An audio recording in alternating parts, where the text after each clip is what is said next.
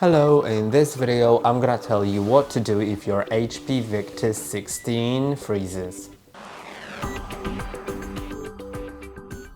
We need to distinguish between two types of freezes, so it can either freeze a certain app or the whole system. First I'm gonna talk about the certain app. So if you have an app opened and let's say it's freezed, then try waiting. Maybe it shows not responding somewhere at the top. That means that you just need to wait. It's loading.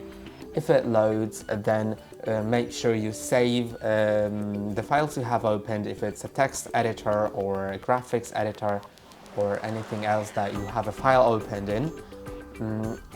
And then maybe it'll just continue working. If it doesn't, click on Ctrl, Alt and Delete on your keyboard. So I'm gonna show you maybe these buttons. This is the Control, this is the Alt, and this is the Delete key. Click on them at once and it'll open this menu.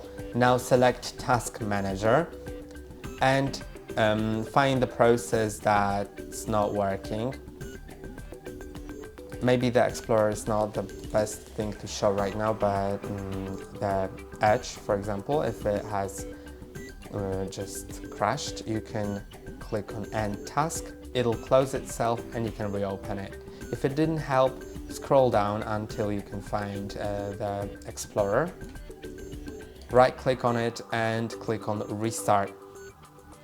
That may help, but of course if not just one app has crashed but your whole system, then the best way to fix it is to just press and hold on the power button on your keyboard until it shuts down. So you need to press and hold it until the light on this key goes fully off.